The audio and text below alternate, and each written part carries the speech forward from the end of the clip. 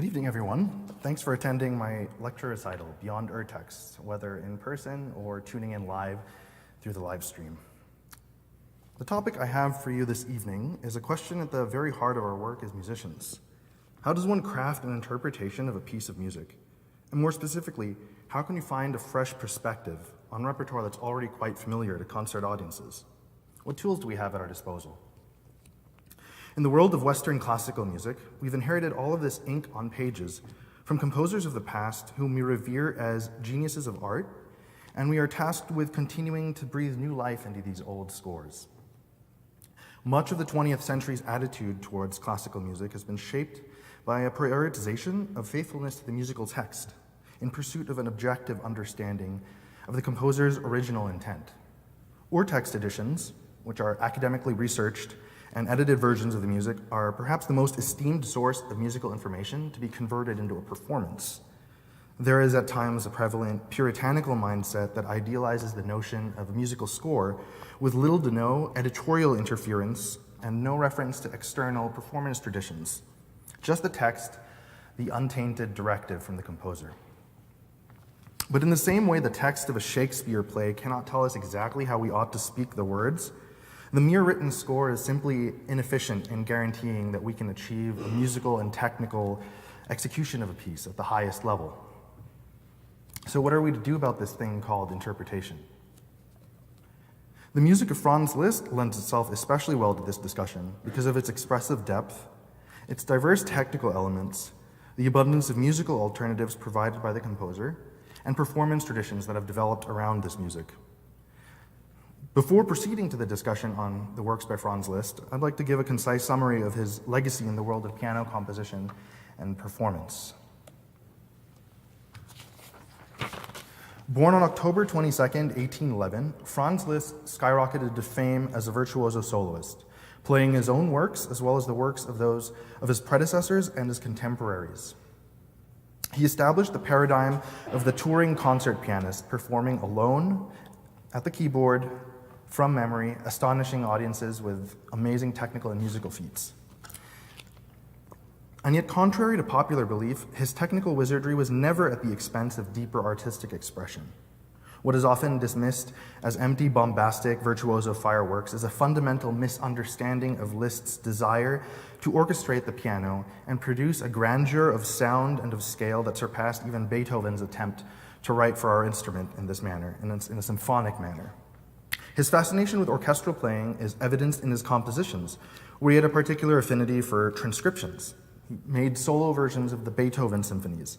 He often wrote paraphrases on Italian opera and made arrangements of works by Berlioz, just to name a few.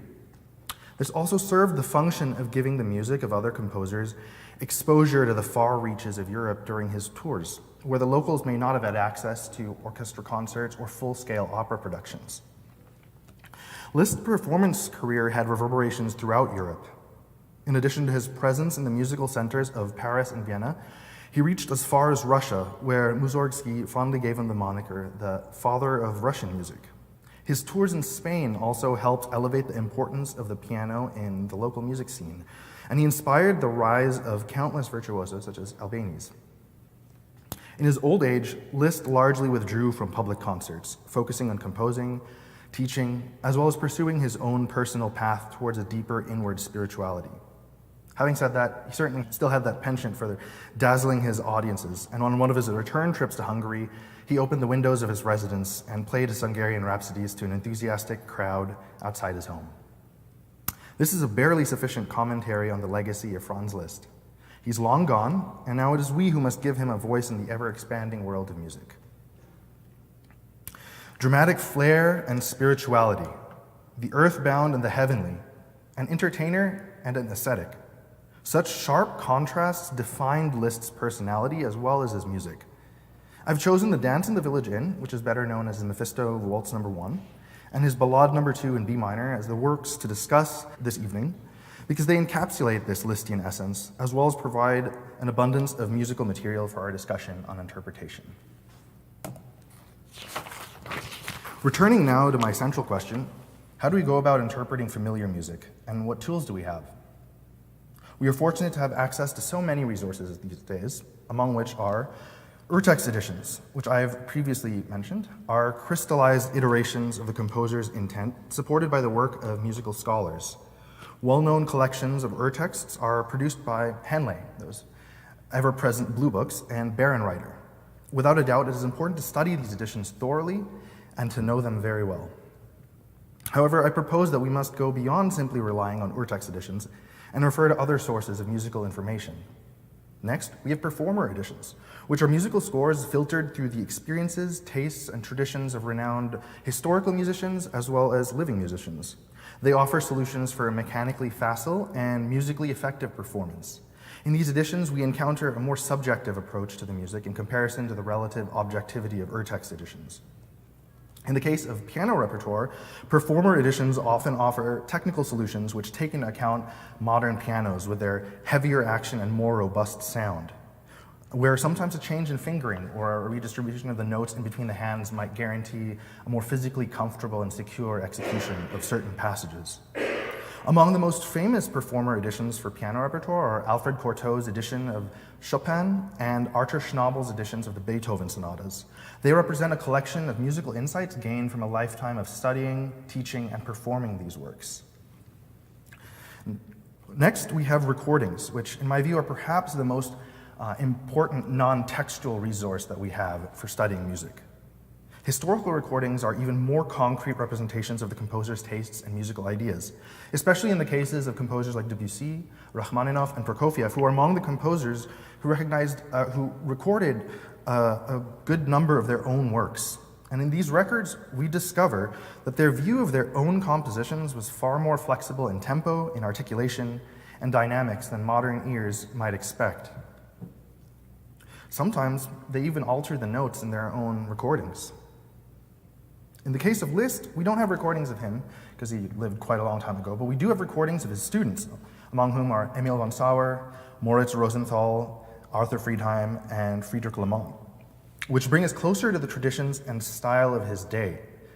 Listening to recordings is an immersive experience of the music as a recipient rather than a recreator of sound.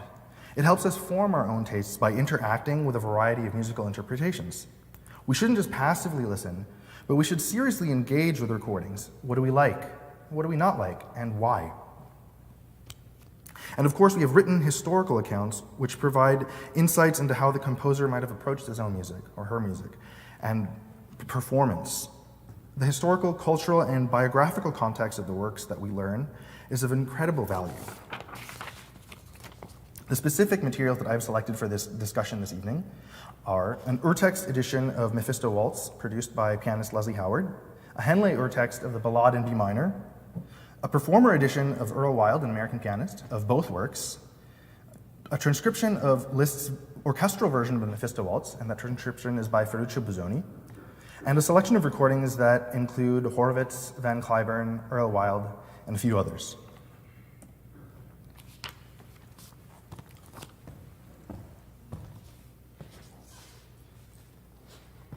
So textual fidelity or faithfulness to the musical score in Liszt is a particularly nuanced discussion because his works often exist in a multiplicity of editions. For instance, in the case of the Transcendental Etudes, he published several versions of them, and even if something is final, it doesn't necessarily mean that those ideas have been explored exhaustively. It's just there was a due date, he had to submit something, and they were up to his standard at that time. Something like the Petrarch sonnets also existed in art song form, and then in a solo piano transcription, and then a revised solo piano transcription. And sometimes within a final, quote-unquote, edition of the work, Liszt still would offer us alternative passages. Now, these could be alternatives in terms of how to actually finger or distribute the notes between the hands, but they could also be musically different. And in the case of Mephisto Waltz, there's quite a number of these. In other words, he imagined multiple ways of conveying the same musical thought. Mephisto Waltz exists in 3 versions: the solo piano, which I will present this evening, an orchestral version, which he actually wrote before the solo piano version, and a 4-hands version, which is more or less an adaptation of the orchestral version for 4 hands. And we also have Ferruccio Busoni's transcription, which is a solo piano transcription of Liszt's orchestral arrangement of Mephisto Waltz. So the work is based on a scene from Lenau's Faust, a moment of absolute revelry with dancing, drinking, and lovemaking, as the two main characters go to a village inn for a night of pleasure. Mephistopheles seizes a violin, stirring the audience with his playing, while Faust slips out with a lady into the night under the starlit evening with nightingales singing in the background. Like characters in the story, it is helpful to know the themes of this work so we can keep track of them as the musical narrative progresses.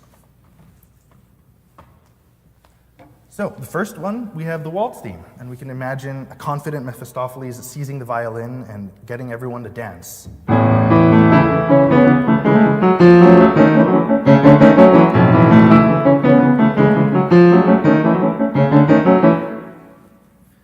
And next we have the love theme with its lyricism and its sensuousness depicting Faust with his lover.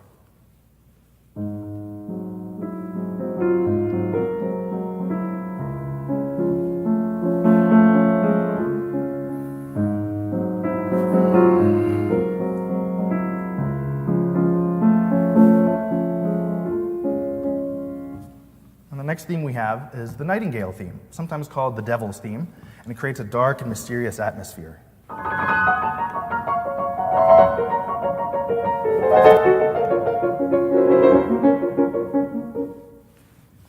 There are numerous details to cover, but in the interest of time, I've selected a set of samples which I think highlight a few important points: musical effect, technical security, and updated scholarship on the music, which I think are important and essential elements to a well-rounded interpretation. If we had all the time in the world, we could also listen to a variety of recordings and discuss artistic choices and the effectiveness of each version. But for now, I'll just mention and describe a few which I felt have been most influential in forming my own understanding and interpretation of music. So first, I'd like to mention Vladimir Horowitz and Van Cliburn, who are very highly personalized in their interpretations, and they also set an example of combining different editions. In this case, they combined Liszt's original solo piano version with Busoni's orchestral transcription, and they also added their own little flourishes, and they have their own codas to the piece. Next, we have Earl Wild and Leslie Howard, who are also responsible for producing some of the editions I'm working with tonight. And it offers a study in contrast between Earl Wild's more subjective and highly personalized approach, where he records some of his own alterations, and that's in contrast to Leslie Howard's more objective and sober approach that's more or less literal to the Urtext edition. And of course, I have to mention, it's important for pianists to know the orchestral version of Mephisto Waltz. So I've selected the recording by Fritz Reiner and the Chicago Symphony Orchestra. It gives us a source of inspiration for colors and timbres and expression that really open up the possibilities for the piano. Speaking more generally, pianists are really at the height of their powers when we explore the potential of our instrument to simulate the sounds and gestures of other instruments, as well as of the human voice. You know, sometimes we're a brass section.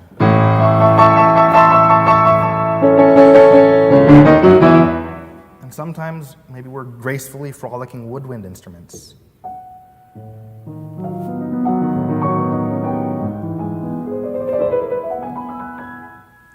And sometimes we're an opera singer in the middle of a recitative.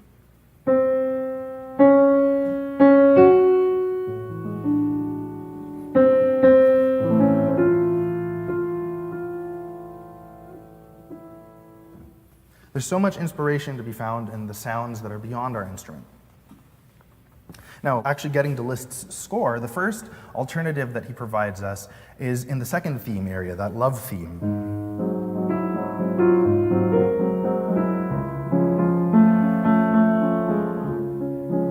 Later on, that theme develops into this melody.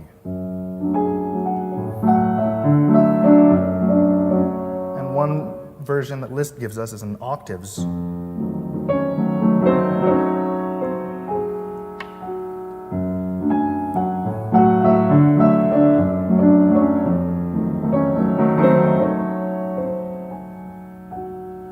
It reflects the way it's done in the orchestral version, and I also feel it allows for greater melodic continuity in the theme. The other and more commonly played version is a fleet-fingered, elaborate variation on that theme.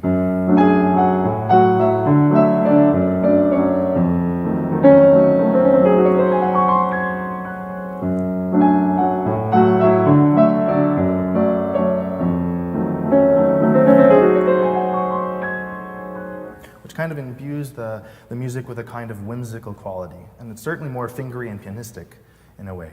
Now, choosing between the two versions can be a technical decision. It could be just what's more physically comfortable for the performer. It could also be based on the responsiveness of the instrument, but it can also be a musical decision that's rooted in wanting to stay closer to the orchestral version or to present the music in a more pianistic way. And I think it's also a matter of pacing and emotional quality that the performer desires. I think the slower octave version projects a sort of inner yearning and melancholy, while the brisk embellished version kind of produces a graceful melancholy. Another interesting thing that we gain from the updated Urtext is this alternate bridge passage from between the first theme and the second theme.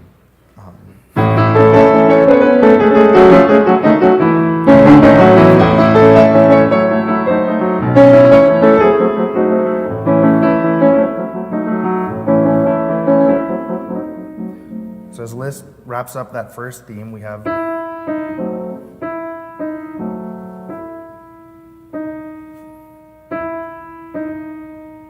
and on to the second theme.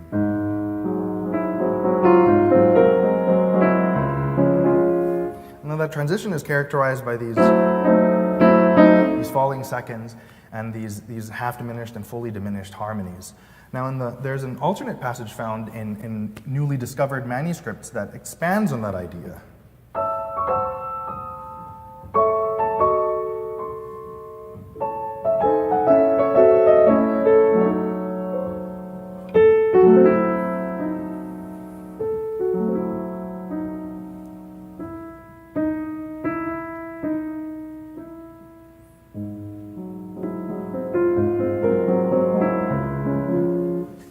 Kind of develops that falling second motif in a sort of improvised manner.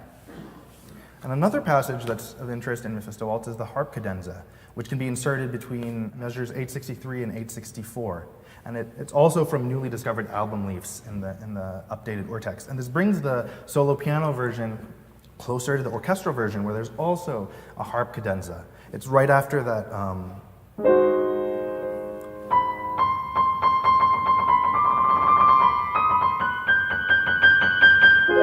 there's a sort of recitative moment in the music where we finally arrive at a place of rest before the conclusion. Now, typically, the solo piano version would just go into the fanfare that leads us to the conclusion. But here, in the orchestral version, I'll play with Busoni's transcription first. We have a harp cadenza.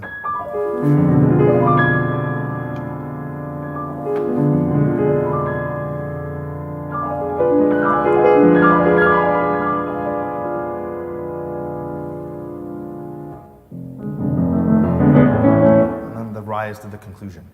The updated version from the Urtext goes a little something like this. And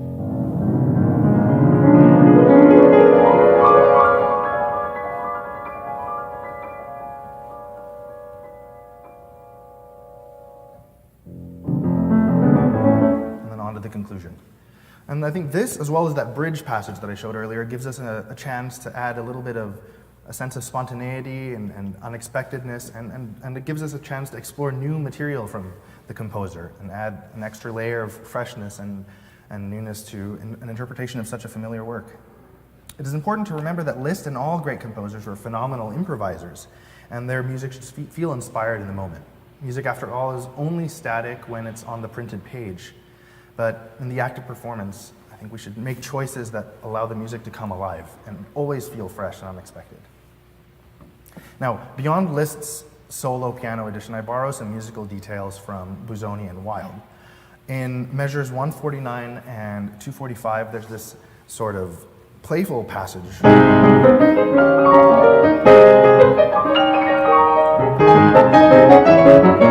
In Liszt's original, he writes these 30-second notes that have the effect of giggling.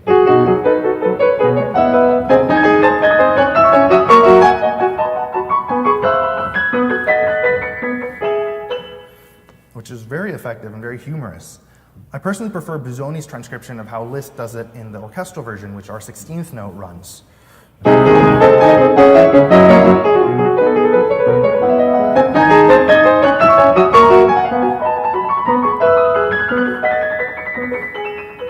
Definitely the music of party animals. Now, the coda is a moment where I have a bit of fun and I combine Liszt, Busoni, and Wilde. So the ending in Liszt's original goes something like this.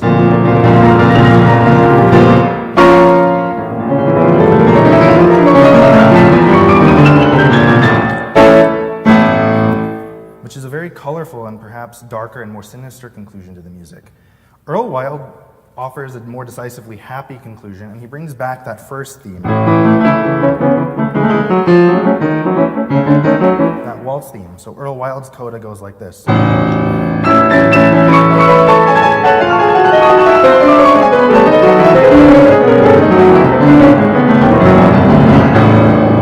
Very clever writing that integrates Liszt's original thematic material. In between that, I add a touch of Busoni's transcription of a string section tremolo, so to bridge Liszt's writing and Earl Wilde, so it goes something like this.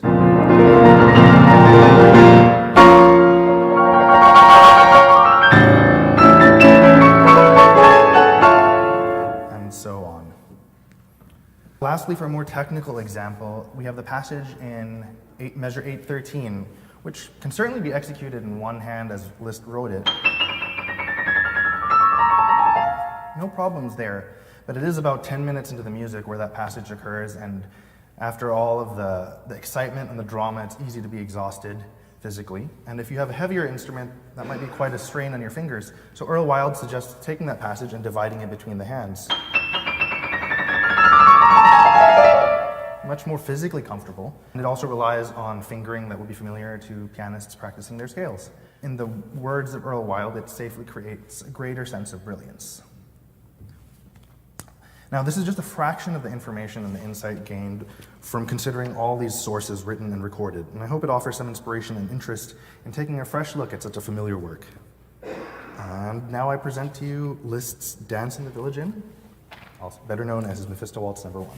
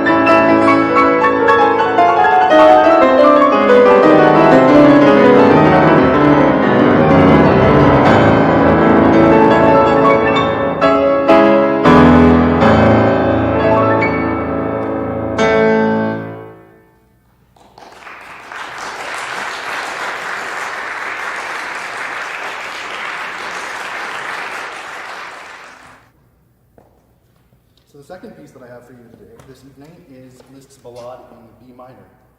Here we are similarly presented with an array of options with which we can craft a musically effective interpretation. First, a few words on the piece itself.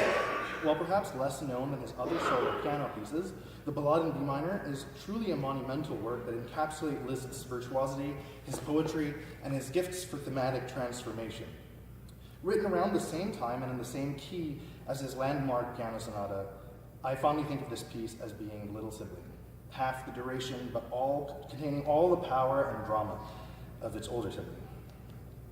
Sources suggest that Liszt may have been inspired by the Greek tragedy of Hero, a priestess of Aphrodite, the goddess of love, and her lover, Leander, a young man from Abydos, who would swim across the Hellespont at night for their secret unions. It's built on two main themes, the first of which is an ominous one that kind of happens over a rumbling, chromatic texture.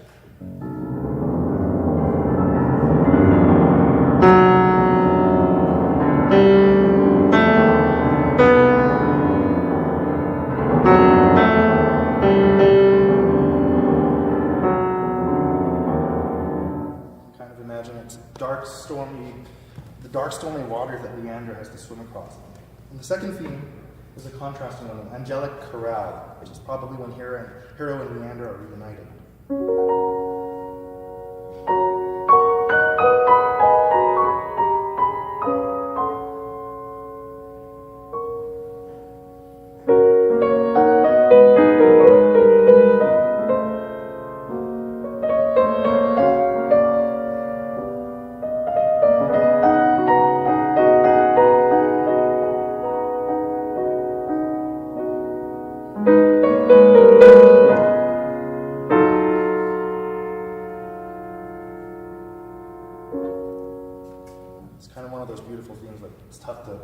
To stop playing because it's such a nice melody.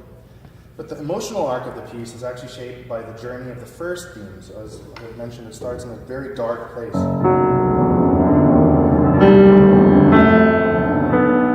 Later it passes through a storm.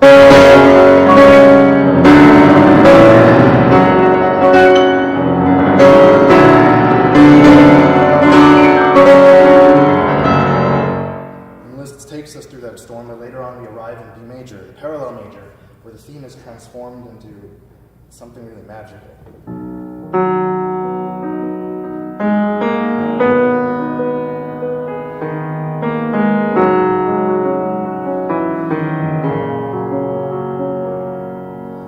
Liszt has so transformed the emotional quality of that main theme that it can be tough to imagine that we're actually working with the same material he started us off with. Now, Liszt's Aussia, or alternative passages, mostly occur in this B major section, with the final statements of the theme. In the final statement on measure 292, he gives us two variants on how to close off this first theme. The first and more commonly played one is the theme as a chorale with an ocean of scales that sort of travels the entirety of the keyboard.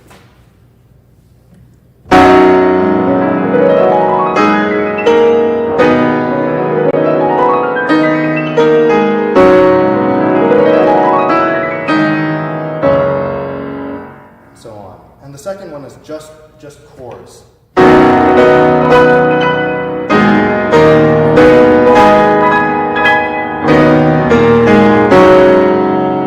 so on. That decision can be made based on technical preference. Some pianists might feel more comfortable with chords and others might fare better with scales. Musically too, there's quite a difference in the emotional quality with the majestic manner of the chords and the surging or swelling passion of the scales. I think the decision can also be made based on the desire to differentiate this final statement of the theme with the immediately preceding one, which is also a combination of chords and scales. Speaking of that statement, Earl Wilde gives us a useful alternative. So as I mentioned, that theme is presented also as a chorale.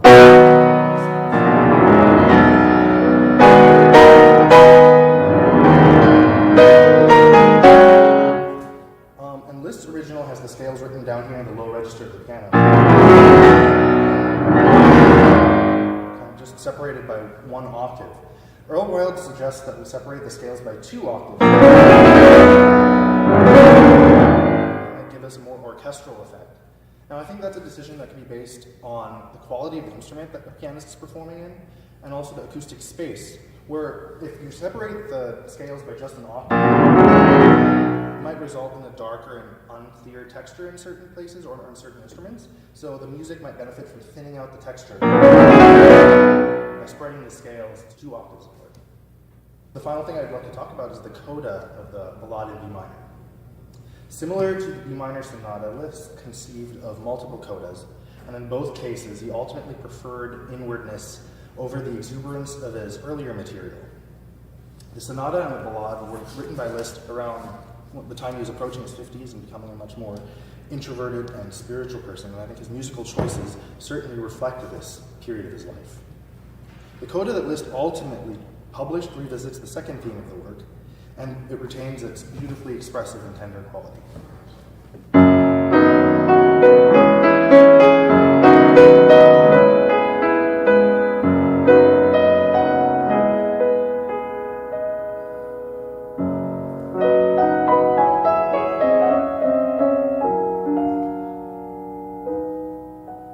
And it ends on a beautiful series of chords.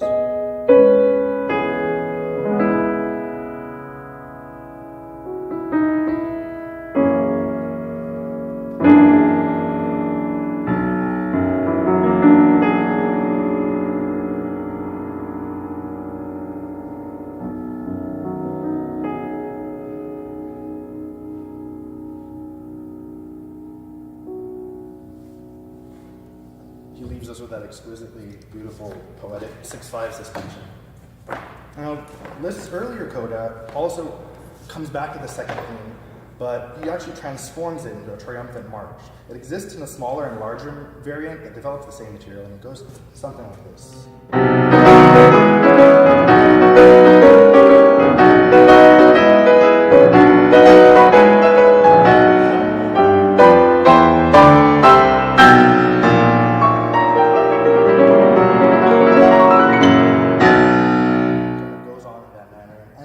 Triumphant cascade of octaves.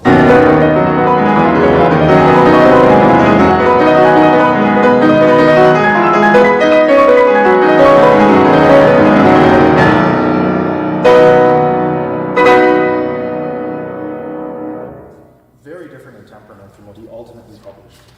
But even though he chose the more poetic and inward coda, he did leave the alternatives available to us, and he invites us to take a different view. He didn't toss them into the fire as someone like Brahms might have. And selecting these earlier codas provides an opportunity to experience and present the musical material in a manner of a younger, red-blooded, romantic Liszt, with his exuberance and his heroism. I'd like to mention a few recordings of the Ballade that are worth a listen. First, we have Goran Filipec, who chooses the earlier coda. And I think it's worth kind of listening to both and making our own comparisons before we pick which one to learn and perform. We also have Arkady Volodos and Hao Chen Zhang, who incorporate Liszt's alternative chordal passage in 292. Same thing, I think it's always good to know your options, to experience them from the point of view of the listener, and that helps you make a judgment call about which one you'd like to learn and present. And once again, I have to include Earl Wilde and Leslie Howard. Wonderful recordings, and again, it's that useful contrast between subjectivity and objectivity. To know the work in its original sort of Urtexts edition, but also know that there's a spectrum of artistic choices that we can make to highlight certain musical details. Can't stress enough how vital it is to explore recordings in order to discover a wide variety of possibilities in tempo, dynamic range, phrasing, emotional sweep, articulation, and countless other details. Now, before I play Liszt's Ballade in B minor, I want to reflect a bit on a quote from the renowned Canadian pianist, Glenn Gould. He was discussing the state of classical music performance in the 20th century, and he said, "I think if one is going to pursue performance at a time when the greatest performances of the past and of the present have been made permanent in record catalogs for everyone to hear, one must indeed recompose the music, or find another way to make a living. I don't think there is an excuse for performance that simply duplicates what's been done before." Quite a tall order for Mr. Gould, and a controversial one, as he was very known for his polarizing statements. But if we are to take on this challenge, we live at the ideal time for it. We are fortunate to be able to revisit these old piano masterpieces with access to a plethora of Urtext editions, performer editions with valuable insights, an encyclopedic recording catalog, and a diversity of written historical accounts. We can feel empowered to go beyond a mere objective academic reading of the musical text and synthesize a variety of sources to inform more personal choices as we study this music. And these choices ought to be made less with a dogmatic distinction between correct and incorrect, and more with a spirit of exploration in the world of sound and expression. And this, in my view, is the essence of musical interpretation. And now I'd like to present Liszt's Ballade in B minor.